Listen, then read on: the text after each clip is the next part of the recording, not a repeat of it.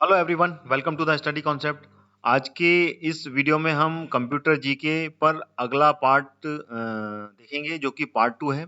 और computer GK जैसे कि आपको पता है कि ये सभी एग्जाम्स में पूछा जाता है। यूपीएससी, एमपीपीएससी, आरबीआई और व्यापम्स के जितने भी एग्जाम्स होते हैं उन सभी में कंप्यूटर जीके आता है और बहुत ही ज़्यादा इम्पॉर्टेंट ये पार्ट है।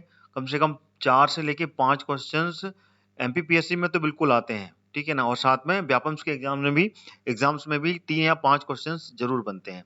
तो आप सभी जो भी इन सभी एग्जाम्स की तैयारी कर रहे हैं उन सभी के लिए ये कंप्यूटर जीके का वीडियो बहुत ही ज़्यादा इंपॉर्टेंट है। और ये लगातार ये सीरीज आपके सामने मैं लेके आऊँगा और हर वीडियो में 25 क्वेश्चंस आ रहे हैं। तो इससे पहले मैंने पहला भाग ला दिया है और उसमें 25 क्वेश्चन मैंने कवर किए हैं और इम्पॉर्टेंट क्वेश्चंस है। उस वीडियो को भी आप देखें और साथ-साथ इस वीडियो को भी आप अंत तक देखें। और वीडियो अगर अच्छा लगता है आपको तो वीडियो को लाइक और शेयर भी करें। तो चलिए शुरू करते हैं कंप्यूटर जीके का पार्ट 2। लीजिए आ गया अगला क्वेश्चन। 26 से ये चालू होगा और 50 तक रहेगा। फ्रॉम 26 टू 50 ये पूरा का पूरा 25 क्वेश्चंस इसमें मैं लेके आया हूँ। इससे पहले के 25 क्वेश्चन पहले वीडियो में पड़े हुए हैं, तो आप उस वीडियो को भी देख लें जो कि फर्स्ट पार्ट है और ये सेकंड पार्ट चल रहा है, ठीक है। तो पहला क्वेश्चन आपके सामने है सेकंड पार्ट का। कंप्यूटर की सेंट्रल प्रोसेसिंग यूनिट का फंक्शन है क्या है, ठीक है ना। डेटा डिलीट करता है, इनवॉइस बनाता है, गणनाएं और प्रोसेसिंग करता है या फिर इनमें से कोई नहीं। तो इसका जो सही उत्तर है वो कौन सा होगा? अगर आपको जानकारी है तो आप कमेंट के माध्यम से अपना आंसर जरूर दे सकते हैं। वैसे इसका आंसर जो है मैं बताऊंगा आपको, वो है गणना और प्रोसेसिंग करता है। तो ये इसका सही उत्तर है। तो जितने भी सही उत्तर हैं उनको आप बिल्कुल टिक मार्क कर लीजिए। और बहुत ही ज्यादा इंपॉर्टेंट क्वेश्चन है सारे, क्योंकि ये एग्जाम्स में पूछे जाते हैं, ठीक है ना। उसी पैटर्न पे मैंने ये पूरा का पूरा लगातार कंप्यूटर जीके की ये सीरीज बन रही है जिसमें कि कंप्यूटर के पूरे एमसीक्यू मैंने कवर किए हैं। तो इसका जो आंसर है वो है गणना और प्रोसेसिंग करता है। जो सेंट्रल प्रोसेसिंग यूनिट है यानी कि सीपीयू, सीपीयू का जो कार्य होता है वो कैलकुलेशन करना और प्रोसेस करना होता है, ठीक है। तो ये इसका सही उत्तर है। अगला क्वेश्चन आ गया, निम्न में से कौन सा कंप्यूटर का बुनियादी कार्य नहीं है, यानी कि बेसिक जो वर्क है कंप्यूटर का, इनमें से कौन सा नहीं है ये अपन को बताना है इसमें अपने को। तो इसमें डेटा को प्रोसेस करना, टेक्स्ट को स्कैन करना, इनपुट को स्वीकार करना या फिर डेटा को स्टोर करना। तो कंप्यूटर का इसमें से बेसिक कार्य कौन सा नहीं है? तो इसका जो सही उत्तर होगा वो है टेक्स्ट को स्कैन करना। This is not the part of the computer basic work, ठीक है ना। टेक्स्ट को जो स्कैन करता है वो करता है स्कैनर। जो स्कैनर होता है वो इसको स्कैन करता है। एक अलग से ये डिवाइस होती है उसमें स्कैन किया जाता है, कंप्यूटर में नहीं किया जाता है। तो ये कार्य कंप्यूटर का नहीं होता। तो इसका सही उत्तर है सेकंड वाला। अगला क्वेश्चन आ गया 28, परिचालन संपन्न करता है एल्गोरिथम, अर्थमेटिक, आस्की या इनमें से कोई नहीं। तो इसका जो सही उत्तर है क्या है? परिचालन मतलब कि कैलकुलेशन, ठीक है। परिचालन का मतलब होता है, अगर अंग्रेजी में देखा जाए तो उसका मतलब होता है कैलकुलेशन, ठीक है ना। इसमें कंफ्यूज नहीं होना, बहुत ही ज्यादा शुद्ध हिंदी में इसको लिखा हुआ है। तो इसका जो सही उत्तर है वो है arithmetic. Arithmetic is the correct answer, ठीक है ना। परिचालन जो संपन्न करता है वो अर्थमेटिक जो प्रोग्राम होते हैं वो संपन्न होते हैं इसमें, ठीक है। अगला क्वेश्चन आ गया 29, कंप्यूटर में अधिकांश प्रोसेसिंग किस में होती है? मदरबोर्ड में होती है, मेमोरी में होती है या सीपीयू या फिर रैम? देखिए बहुत ही ज्यादा बेसिक क्वेश्चन से मैंने इसको स्टार्ट किया इस सीरीज को और इसके बाद में आते आते ये जब ऊपर तक जाएंगे तो आपको एडवांस और थोड़े से टफ क्वेश्चंस भी मिलेंगे। तो इससे क्या ना कि कंप्यूटर्स के बेसिक से लेकर हाई लेवल तक अपन सारे क्वेश्चंस कवर कर लेंगे। तो बताइए कंप्यूटर में अधिकांश प्रोसेसिंग किस में होती है? तो इसका जो सही उत्तर है वो है सीपीयू। सिंपल सी बात है, अगर कंप्यूटर में सीपीयू नहीं होगा तो प्रोसेसिंग क्या होगी? बिना सीपीयू के कंप्यूटर अधूरा है। तो कंप्यूटर में अधिकांश प्रोसेसिंग सीपीयू में होती है, ठीक है। अगला क्वेश्चन आ गया 30, कंप्यूटर निम्नलिखित में से कौन सा कार्य नहीं करता? प्रोसेसिंग, अंडरस्टैंडिंग, कंप्यूटिंग या फिर आउटपुटिंग, ठीक है ना। कौन सा कार्य नहीं करता है बताइए? देखिए इसका जो बी है वो बिल्कुल सही है। देखिए अंडरस्टैंडिंग नाम का कोई वर्ड कंप्यूटर में होता ही नहीं है। कंप्यूटर किसी चीज को अंडरस्टैंड नहीं करता है। कंप्यूटर किसी भी चीज को प्रोसेस करता है, ठीक है ना। इम्प्यूटिंग यानी कि इनपुटिंग करता है और आउटपुट देता है, ठीक है ना। इनपुट लेता है वो, ठीक है ना। आउटपुट देता है वो और प्रोसेस करता है, ठीक है ना। तो ये पूरे कार्य कंप्यूटर के होते हैं। तो ये तीनों सही हैं, सिर्फ अंडरस्टैंडिंग जो है वो कार्य नहीं करता है ये, ठीक है। ये लीजिए अगला क्वेश्चन आ गया आपके सामने 31। प्रमुख मेमोरी होती है जिसको बोलते हैं इंग्लिश में मैन मेमोरी जिसे बोलते हैं, ठीक है ना, किसके समन्वय से कार्य करती है, यानी कि किसके अंडरस्टैंडिंग से, यानी कि कौन इसको आदेश देता है उसके अनुसार ये कार्य करती है कंप्यूटर में। इंटेल, विशेष कार्य कार्ड, या फिर रैम, या फिर सीपीयू। बताएं इसका आंसर क्या हो सकता है। कमेंट बॉक्स में आप आंसर अपने दे सकते हैं। देखिए एक प्रकार से आपकी एमसीक्यू सीरीज है, तो आपको अगर किसी क्वेश्चन का आंसर मालूम है तो आप कमेंट बॉक्स में उसका आंसर अवश्य देवें, जिससे कि हमें भी पता चले कि whatever you are watching और आप जो आंसर दे रहे हैं वो सही है कि नहीं, आपकी पढ़ाई, आपका लेवल भी यहाँ पर मेरे को क्लियर हो पाएगा, ठीक है। चलिए इसका जो आंसर है वो है सीपीयू, ठीक है ना, CPU is the correct answer. प्रमुख मेमोरी यानी कि मेन मेमोरी जो होती है वो सीपीयू के साथ में कोरिलेट होकर, समन्वय कर कर ये कार्य करती है, ठीक है। अगला क्वेश्चन आ गया 32। माइक्रो प्रोसेसर जो कंप्यूटर का मस्तिष्क होता है, ठीक है ना, माइंड होता है, उसे कहा जाता है, क्या कहा जाता है, सॉफ्टवेयर कहा जाता है, माइक्रोचिप कहा जाता है, मैक्रोचिप कहा जाता है, या फिर सभी कथन सत्य हैं। बताइए इसका आंसर क्या हो सकता है। तो इसका आंसर है माइक्रोचिप, ठीक है ना। कंप्यूटर का जो मस्तिष्क होता है जिसे ब्रेन बोलते हैं वो माइक्रोचिप होती है। इस माइक्रोचिप के बिना सब चीज अधूरी है। माइक्रोचिप अगर हार्डवेयर में देखी है तो कुछ इस तरीके की होती है जिसको सीपीयू प्रोसेसर बोलते हैं, ठीक है ना। ऐसे हल्की हल्की उसमें पिन लगी रहती हैं, ठीक है ना, इस तरीके की पिन लगी रहती हैं जो कि एक बॉक्स होता है, ठीक है ना उसका, और उसमें यूं करके यूं पूरे के पूरे डॉटेड जो दिखते होंगे वो छेद होते हैं। तो ये पिन इन सभी छेद में फंस जाती है, ये पूरी की पूरी पिन इसमें जाके फंस जाती है और उसके बाद में ये पूरा का पूरा प्रोसेसर का कार्य करता है। तो ये माइक्रोचिप जो होती है ये, ठीक है ना, ये कंप्यूटर का क्या होता है, ब्रेन होता है, ठीक है।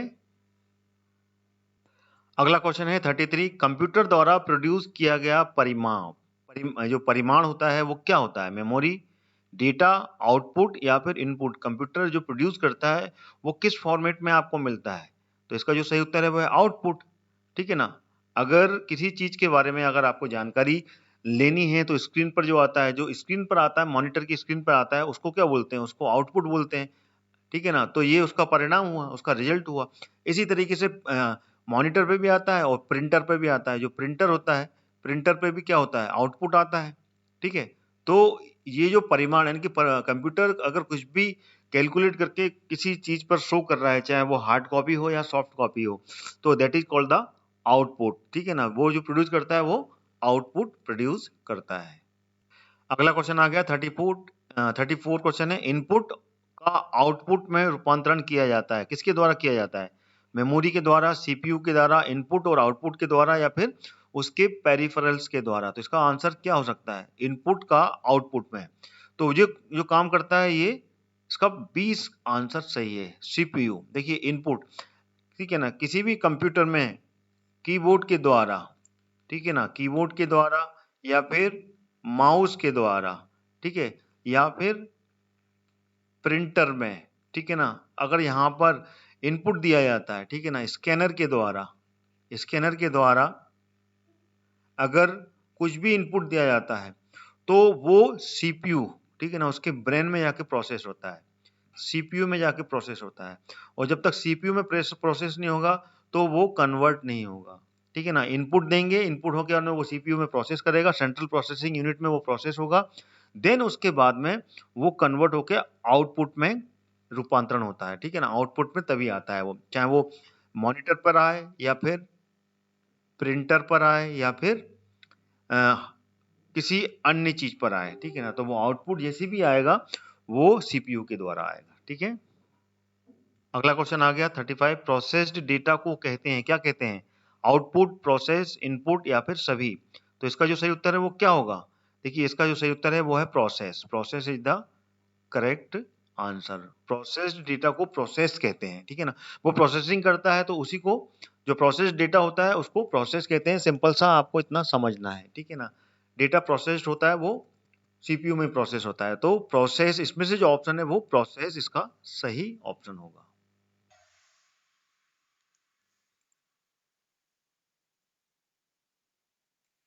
आगे बढ़ने से पहले मैं आपको बताना चाहता हूँ अनअकैडमी के बारे में। अनअकैडमी जो कि आपके लिए लाया है एमपीपीएससी और व्यापम्स के लिए एक बहुत अच्छा प्लेटफॉर्म, जिससे कि आप एमपीपीएससी और व्यापम्स के सभी एग्जाम्स की तैयारी कर सकते हैं। वो किस तरीके से, देखिए सबसे पहले तो यहाँ पर आपको डेली लाइव क्लास मिल रही है, साथ में प्रैक्टिस और रिवाइज, यानी कि प्रैक्टिस भी आप कर सकते हैं अनअकैडमी के प्लेटफॉर्म पे, और साथ ही साथ में आप यहाँ पर रिवाइज कर सकते हैं।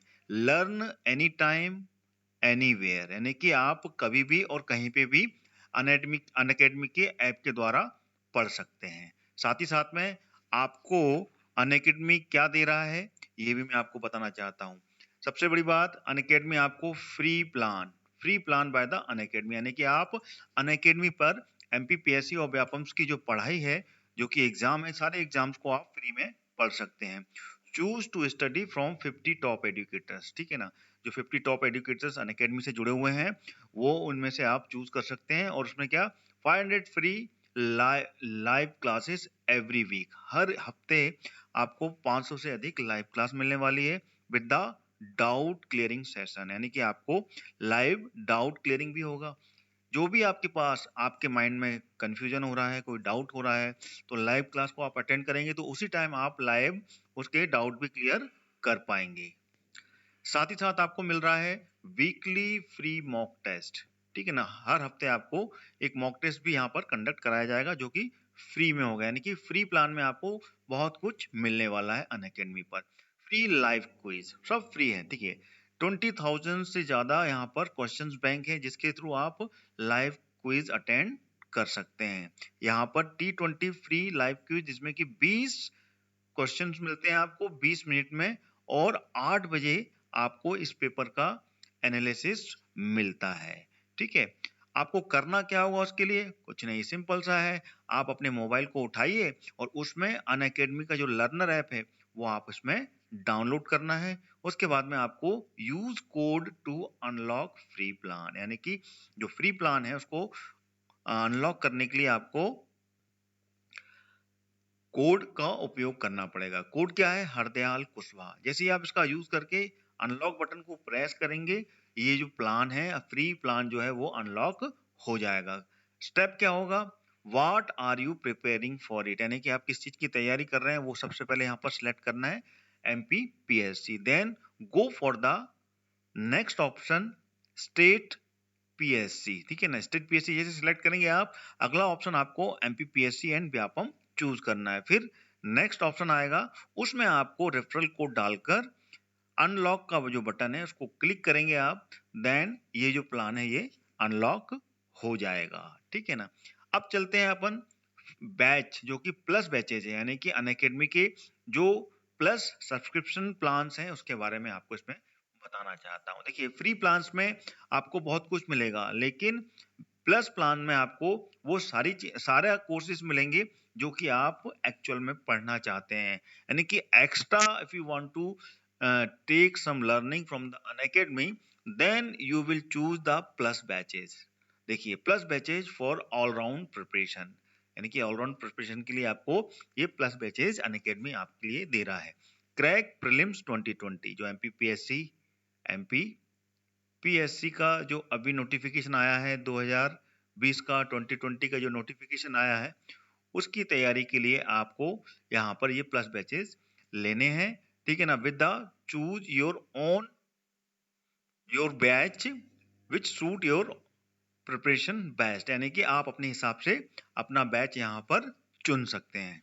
इसमें आपको क्या क्या मिलने वाला है, 60 डेज लाइव क्रैश कोर्स, ठीक है ना। Revise theory during the day, यानी कि डे में आपको यहाँ पर रिवीजन मिलने वाला है, और साथ में जो प्रैक्टिस लाइव एमसीक्यू है वो नाइट में मिलने वाले, यानी कि दिन में आप पूरी पढ़ाई कीजिए और रात में आप उसकी जो प्रैक्टिस लाइव एमसीक्यू यानी मल्टीपल चॉइस क्वेश्चंस की आपको यहाँ पर लाइव क्लास रात में मिलेगी, ठीक है ना। लाइव एमसीक्यू रिवीजन बैच, ठीक है ना, 3 days topic wise live practice session, ठीक है। Dedicated live doubt clearing batches, weekly 12 session, 2 hours daily subject wise. Recorded batch, यहाँ पर देखिए आपको रिकॉर्डेड जो बैचेस हैं जो पहले से रिकॉर्ड पड़े हुए हैं वो आपको पूरे मिलने वाले हैं with the live doubt clearing, यानी कि रिकॉर्डेड बैच देखिए, उसके बाद में इसका पूरा का पूरा आपको लाइव डाउट क्लियरिंग सेशन भी कंडक्ट कराया जाएगा। Complete revision at your own pace, यानी कि अपने हिसाब से आप अपनी उसका रिवीजन कर सकते हैं। आप जब चाहें उस वीडियो को पॉज कर सकते हैं और जब चाहें उसको रन कर सकते हैं। ठीक है, तो पूरा का पूरा आप अपने हिसाब से ही ये पूरे रिकॉर्डेड बैच को देख सकते हैं। Foundation pre mains MPPSC batch ये चालू होने वाला है कब? 5 जनवरी से। 5 जनवरी से ये भी स्टार्ट होने वाला है, तो ज्यादा देर नहीं लगानी है। Go and get the plus subscription in Unacademy app.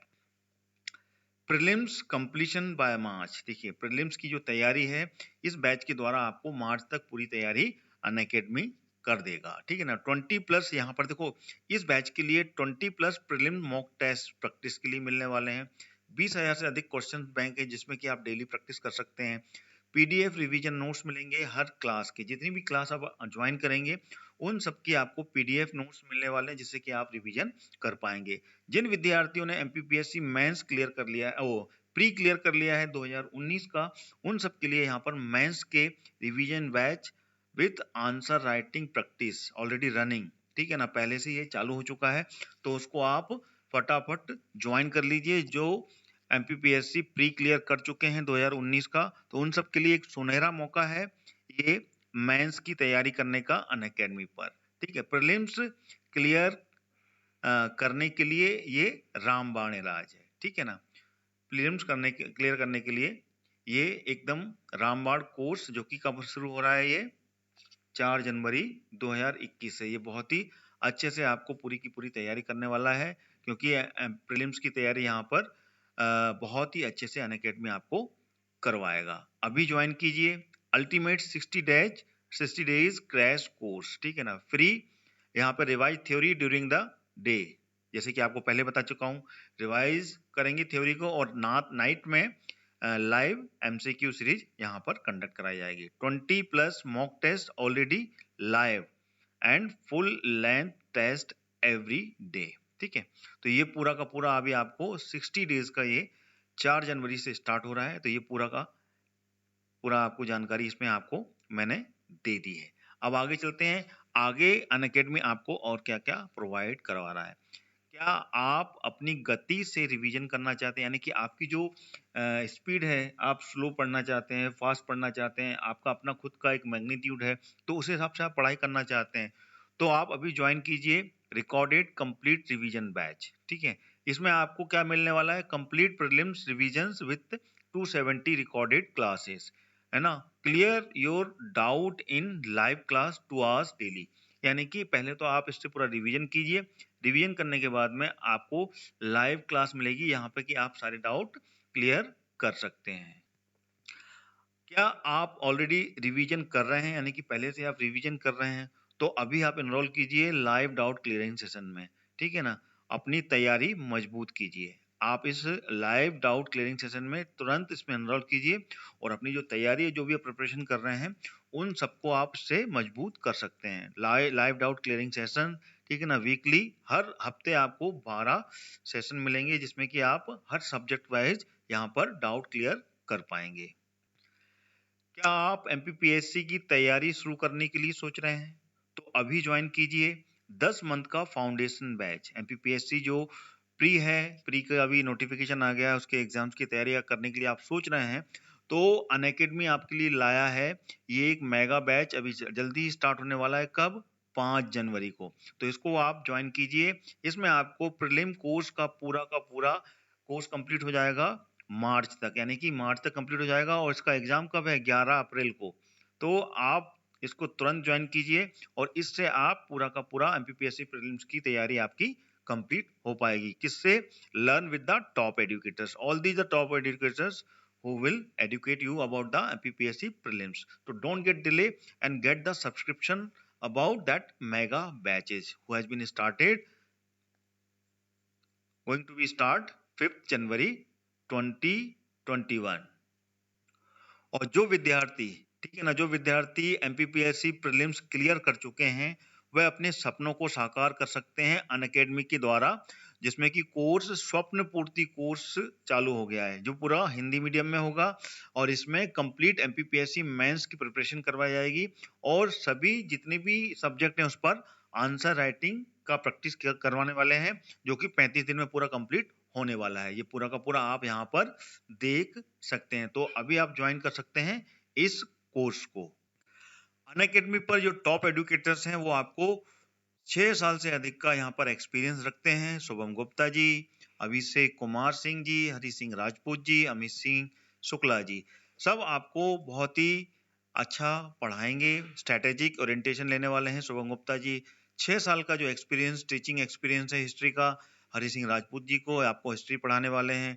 5 से अधिक साल का एक्सपीरियंस रखते हैं अभिषेक कुमार सिंह जी, जो कि आपको जियोग्राफी पूरा पढ़ाने वाले हैं। अमित शुक्ला जी की तरफ से आपको पूरा 5 साल का एक्सपीरियंस मिलेगा और वो आपको पढ़ाएंगे कंप्यूटर की पूरी क्लासेस आपकी लेने वाले हैं अनअकैडमी पर। तो these are the top educators who has been a very good experience about the teaching sector. How to get Unacademy subscription? आपको Unacademy का सब्सक्रिप्शन किस तरीके से लेना है ये आपको मैं यहाँ पर बताना चाहता हूँ। सबसे पहले आप Unacademy के MPPSC व्यापम का जो सेक्शन है उसमें जाइएगा, उसको सिलेक्ट कीजिए। देन उसके बाद में प्लस को सिलेक्ट कीजिए।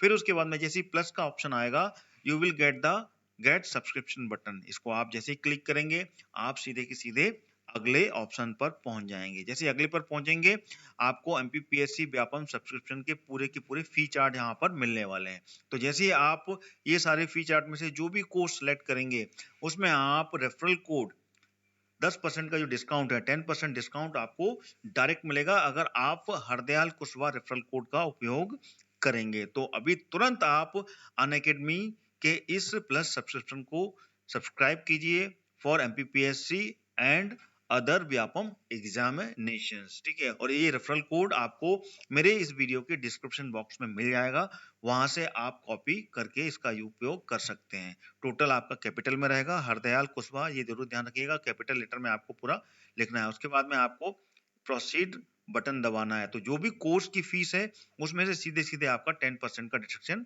हो जाएगा। So hurry up, down Unacademy app now and crack MPPSC and व्यापम्स all exams. तो let's crack it. लीजिए आगे अगला क्वेश्चन आपके सामने। सीपीयू का मुख्य घटक है control unit, memory, arithmetic logical unit या फिर ये सभी। तो इसका कौन सा उत्तर सही होगा? आप कमेंट करके मुझे बताएं कि इसमें से कौन सा उत्तर सही होगा। देखिए सीपीयू का पूछा है, सीपीयू जो कि कंप्यूटर का मेन पार्ट है उसका मुख्य घटक पूछा है, तो उसमें से जो आंसर है वो डी इसका सही होगा, क्योंकि इसके जो सारे जो ऑप्शन दिए हुए हैं ऑल दीज आर ट्रू, ठीक है ना। यही सारे पार्ट जो होते हैं ये कंप्यूटर के मुख्य पेरिफेरल्स कहलाते हैं। देखिए सीयू, मेमोरी और अर्थमेटिक लॉजिकल यूनिट ये सारे के सारे मेन पार्ट हैं, ठीक है। कंट्रोल यूनिट नहीं होगा तो उसमें लॉजिकली कोई भी जो डेटा है वो अर्थमेटिक लॉजिकल यूनिट तक नहीं जाएगा, ठीक है ना। और मेमोरी नहीं होगी तो वो पूरा डेटा कहीं स्टोर नहीं होगा। इसलिए सीपीयू के ये सारे के सारे पेरिफेरल्स मेन इंपॉर्टेंस पार्ट हैं, ठीक है, मुख्य घटक कहलाते हैं।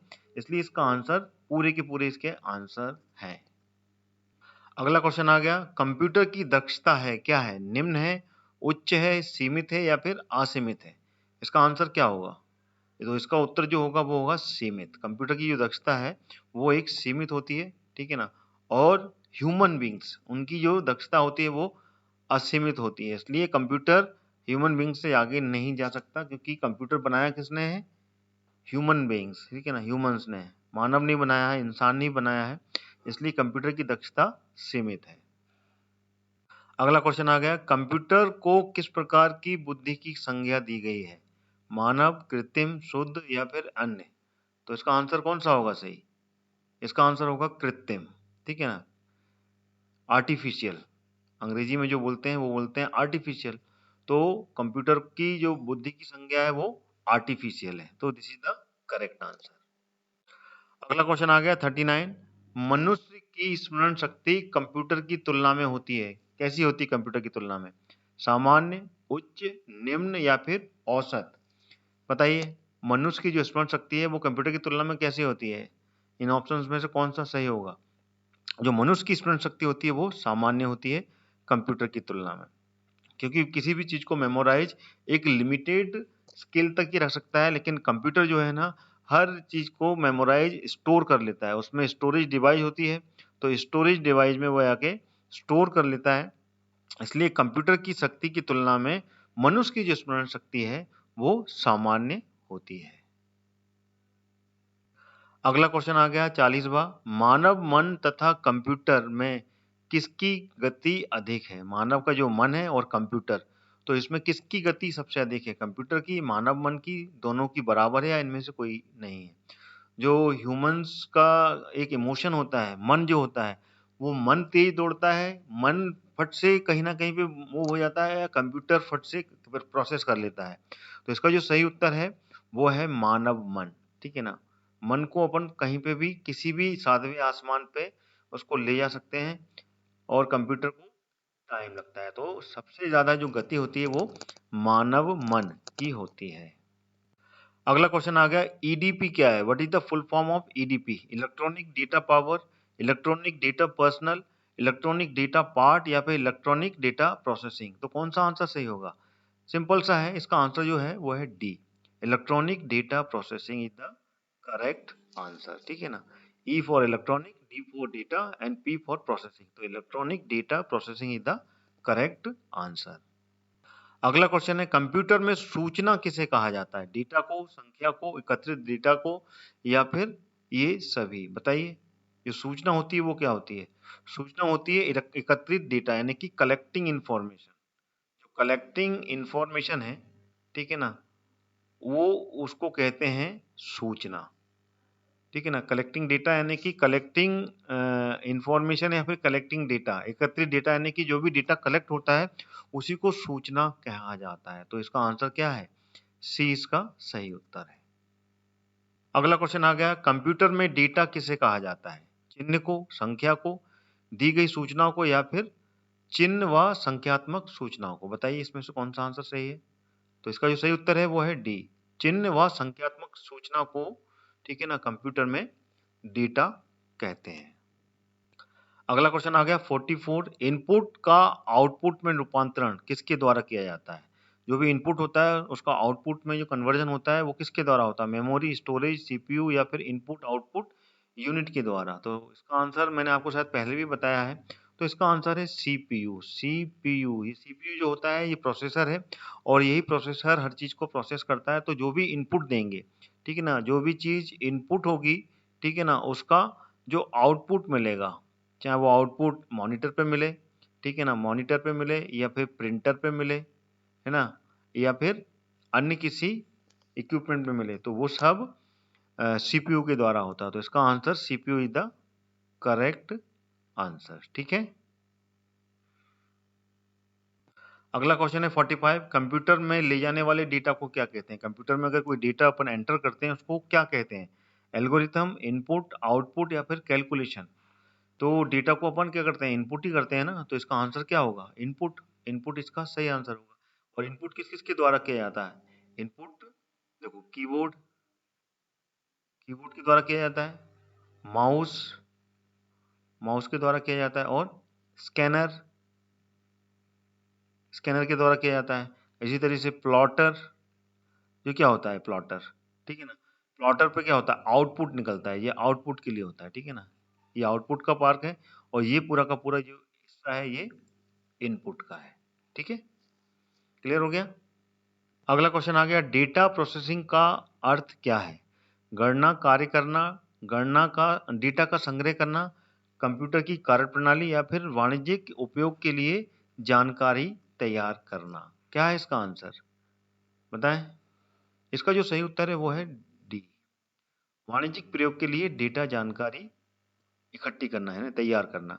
डेटा प्रोसेसिंग यानी किसी भी एक पर्टिकुलर सेगमेंट में डेटा तैयार करना, यानी कि किसी भी बिजनेस के लिए कोई भी इंपॉर्टेंट जानकारी तैयार करने को कहते हैं डेटा प्रोसेसिंग करना। तो this is the correct answer. अगला क्वेश्चन आ गया, एटीएम क्या होता है? बिना स्टाफ के नकदी देने का वाला स्थान, या फिर बैंक के स्टाफ, मुक्त युक्त काउंटर, या फिर बैंक की शाखा, या इनमें से कोई नहीं? तो सिंपल सी बात है, सब जानते हैं, बिना स्टाफ के जो नकदी देता है उसको एटीएम कहते हैं। यानी कि यहाँ पे कोई स्टाफ नहीं होता है, हम स्वयं जाते हैं और एटीएम से पैसा नकदी निकाल के ला सकते हैं। और एटीएम का फुल फॉर्म क्या होता है? Automatic trailer machine. यानी कि कोई स्टाफ नहीं होता, ऑटोमेटिक ट्रेलर होता है वो। ट्रेलर जो होता था पहले के समय में बैंक में जब एटीएम नहीं हुआ करते थे, तो ट्रेलर ही अपने को नकदी भुगतान करता था और ट्रेलर ही अपन से नगद लेके बैंक में जमा करता था, उसको ट्रेलर बोलते थे। इसलिए इसका नाम जो है ऑटोमेटिक ट्रेलर मशीन है, एटीएम। ठीक है, यानी कि बिना स्टाफ के नकदी देने का स्थान। अगला क्वेश्चन आ गया, कंप्यूटर प्रोसेस द्वारा इंफॉर्मेशन में परिवर्तित किए जाते हैं। किसके द्वारा परिवर्तित किए जाते हैं? इनपुट द्वारा, डेटा द्वारा, नंबर द्वारा, या फिर ये सभी कथन सत्य हैं? बताइए। कंप्यूटर प्रोसेस द्वारा इंफॉर्मेशन में परिवर्तित किए जाते हैं, किसके द्वारा? तो इसका आंसर है ये डेटा, एक्चुअली डेटा है ये। Data is the correct answer, ठीक है ना।